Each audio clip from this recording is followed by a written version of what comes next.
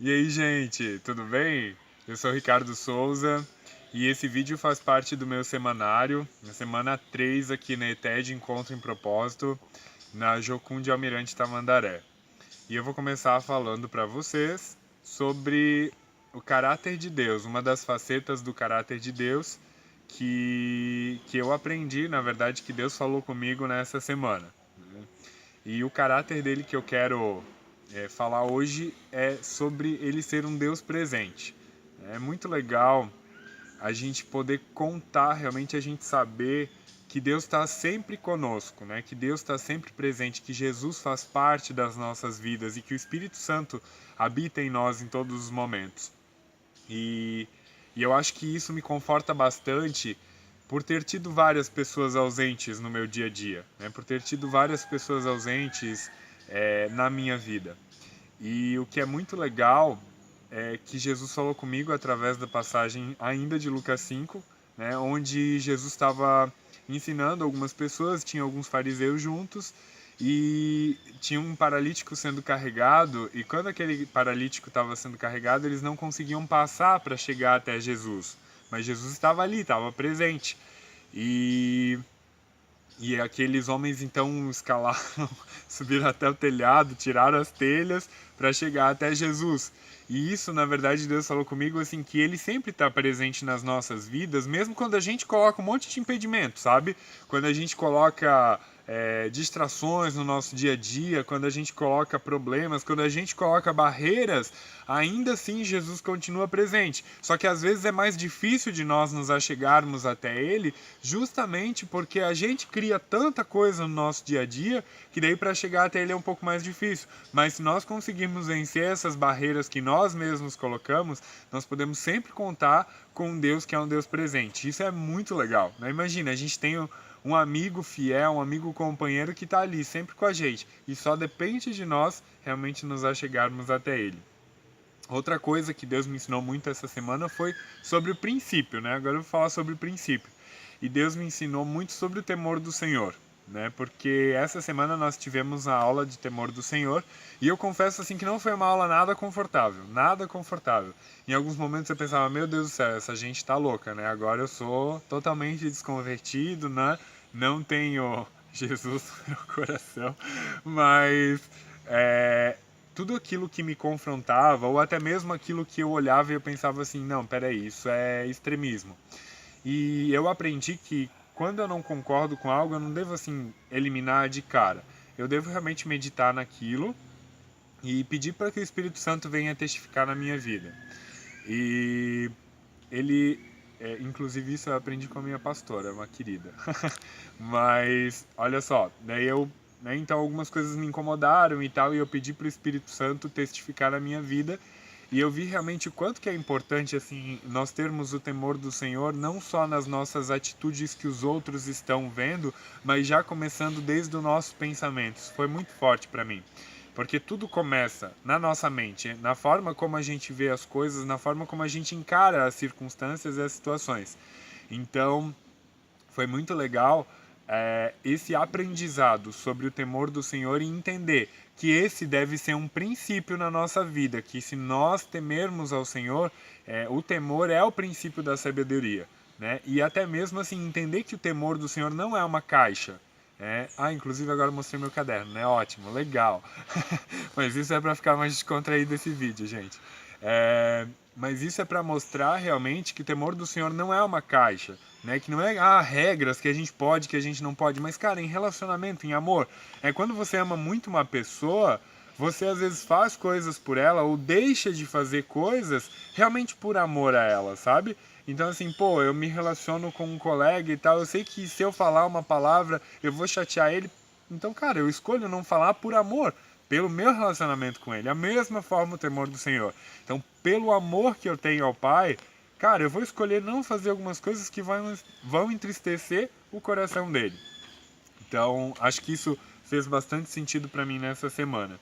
É, também quero falar sobre a rosa e o espinho, né? Então, vou começar falando sobre a rosa. Acho que um momento que foi muito marcante, que foi muito bom nessa semana, foi o momento de conversar com com um colega aqui da base, que é o Vasco, nosso pedreiro aqui da base, porque nós estávamos numa aula e o Vasco estava participando e ele acabou dormindo no meio da aula. Ele acabou dormindo e, pra quem me conhece, sabe assim que eu sou muito zoeiro. Então eu olhei pra menina que estava do meu lado e disse: velho, olha só, o Vasco tá dormindo e tal. Aí ela tirou uma foto e a gente riu, e daí na mesma hora que ela tirou a foto eu falei: meu, gente, mas que pecado, né? Ele trabalha o dia inteiro no pesado, no sol e tal. Enfim, e depois o Vasco ficou sabendo e a gente foi chamado a atenção por ter zoado dele e tal, enfim. E eu senti de pedir perdão pra ele, de conversar com ele, assim, porque a intenção de rir foi realmente de zoeira, porque é natural meu, né? Mas não com a intenção de menosprezar ele ou algo nesse sentido. E foi muito legal, assim, porque a gente sempre tem receio de pedir perdão, né? A gente sempre tem receio de confessar um erro, uma falha nossa, né? E eu cheguei para ele e falei: Vasco, olha só, eu quero te pedir perdão, irmão, porque é, eu percebi que você estava dormindo e eu ri, comentei com a menina que estava do meu lado e tal, a gente tirou uma foto e a gente, né, eu fiquei sabendo que você ficou meio triste, meio chateado. E a reação dele foi muito positiva, sabe? Por isso que eu vou caracterizar isso como uma rosa. Porque ele olhou pra mim e ele disse: não, irmão, meu Deus, não fiquei chateado nada. Achei engraçado, inclusive. E ele falou: cara, se acontecer de novo, pode bater foto, pode colocar lá no grupo. Pelo menos daí eu passo vergonha e daí não faço mais isso e tal, enfim. Mas foi muito legal que eu conversei, que eu passei pra ele realmente que o meu sentimento não era de zoar, que eu tinha muito respeito por ele e tal, mas que era algo que a gente considerava engraçado entre nós, assim, porque nós também às vezes temos sono, vontade de dormir em algumas aulas e tal, enfim. Mas foi um momento muito marcante e que foi muito positivo, porque é um princípio também de você pedir perdão quando você comete alguma falha, né? Então eu pude pedir perdão para ele e quando eu pedi perdão eu senti realmente que ele aceitou aquele perdão, então isso foi muito positivo. E também o espinho que eu tive essa semana, um momento que foi muito marcante, foi o momento de perceber algumas atitudes de algumas obreiras, né?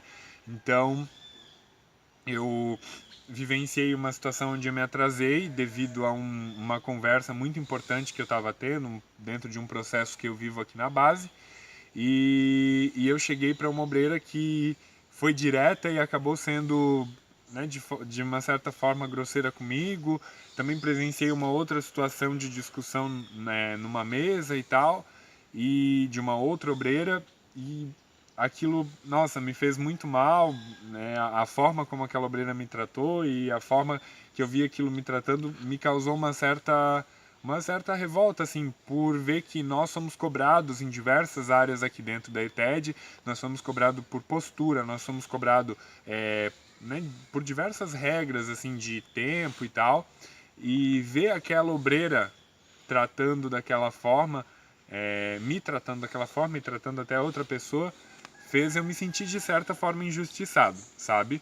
Então esse foi o espinho da minha semana. E graças a Deus, assim, acabei de conversar com uma das obreiras e pude expressar aquilo que eu estava sentindo, ela pôde expressar o que ela estava sentindo também. Foi um momento muito bom, foi um momento muito bom, assim, de comunhão, sabe? De poder entender a vida do outro, né? A história da outra pessoa e também poder expressar a minha história para que a gente viva realmente em comunhão e unidade aqui dentro da Jocum. E o meu desafio semanal é, o meu desafio semanal, então, foi me relacionar de uma forma agradável com as pessoas que tivessem à minha volta, né? E de realmente cuidar das outras pessoas. E acho que o meu desafio semanal pode ser expresso por uma atitude que foi muito legal e que eu vi Deus cuidando de mim através dessa atitude também. Foi uma situação bem engraçada que na semana, né, na semana passada, na segunda-feira, nós estávamos de folga e o horário de folga, o horário de silêncio no dia de folga é até às 10 da manhã. Então, naquele dia, assim, eu levantei bem quieto, fui ao banheiro, tomei meu banho, voltei, me arrumei. E quando eu saí do quarto, pensei, meu irmão tá dormindo, né? O colega que dorme comigo, dorme, né, na beliche, né, na mesma beliche. Eu pensei, cara, ele ainda tá dormindo, então eu vou fechar o blackout e tal, para ele conseguir dormir aqui, né? Querendo ou não, mesmo a gente saindo em silêncio, acaba atrapalhando um pouco o sono.